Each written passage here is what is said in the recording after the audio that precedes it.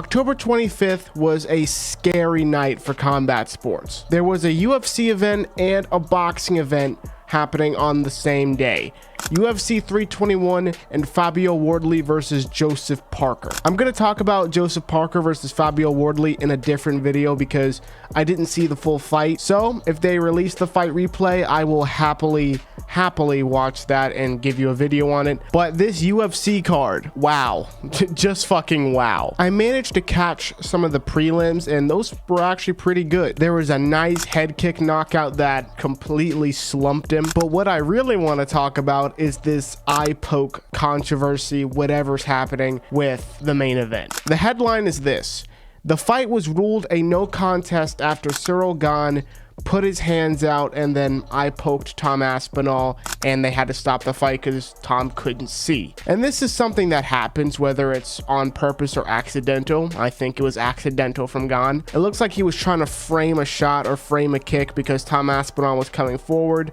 and just so happened that his fingers ended up in his eyes. But this is the part of the eye poke that confuses me. All right, so shout out to Eye Post Injuries on X for posting some great shots of Tom Aspinall being injured. Let me just go to my split box.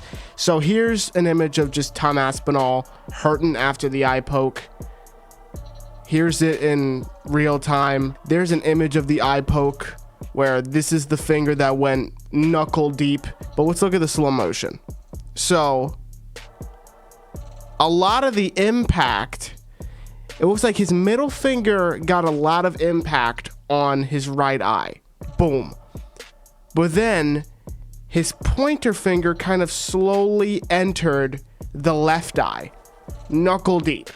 And obviously that's going to cause some problems. Fingers are not supposed to go knuckle deep in the eye.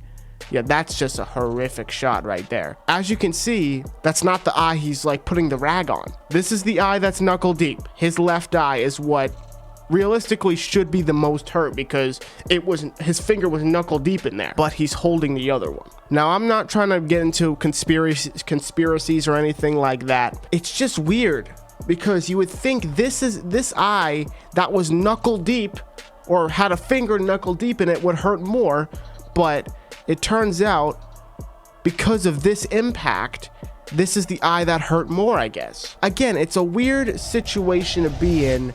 And it's unlucky. I don't think Tom wanted the fight to end like this. I don't think Ciryl Gane wanted the fight to end like this, especially because people thought Ciryl Gane was winning. Again, didn't see the fight, but from what we see here, Tom's nose was bloodied. He was smiling throughout a lot of the highlights, but Ciryl Gane was heating up apparently. Now, there was an extreme amount of controversy around this eye poke. You had people like Chael Sonnen saying that he should have continued. You got to fight with one eye. There was another handful of people that said, yeah, the fight should have rightfully been stopped. If you can't see, that means you cannot defend yourself, which means you cannot fight. So even if Tom continued to fight, the truth is that the referee would have seen that Tom was not intelligently defending himself because he can't see out of an eye, and he would have stopped it anyway, and it would have been a win to Ciryl Gane. It was a lose-lose situation for Tom Aspinall. Like I said, it's unfortunate. It wasn't on purpose.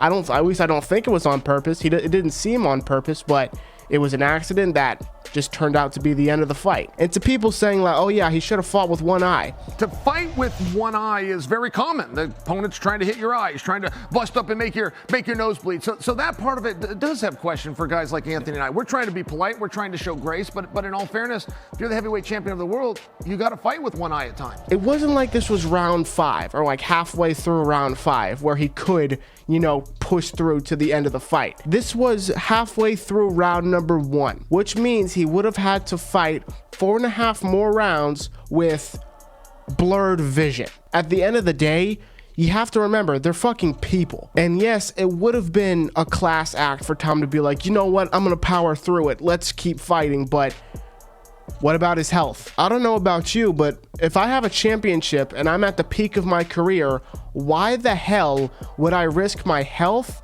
and years off of my career by fighting with one eye that I can't see out of. Good for Tom, honestly. He shouldn't have continued, and for people saying that he should have continued, it's a bit, I don't know, man. It's a bit too much. But again, what really confuses me is that the eye that had bandages over it, the eye that was really tended to, is not the eye that the finger was knuckle deep in. And I've seen reports that there's no permanent damage, so that's always a very good thing, but I'm hoping Tom can come back, maybe fight John Jones. I don't think that fight's gonna happen. If anything, Tom should, you know, rematch Ciryl Gane or fight beyond Ciryl Gane if he thinks he can. I remember Wade said on one of his videos that Ciryl Gane wasn't really a step up.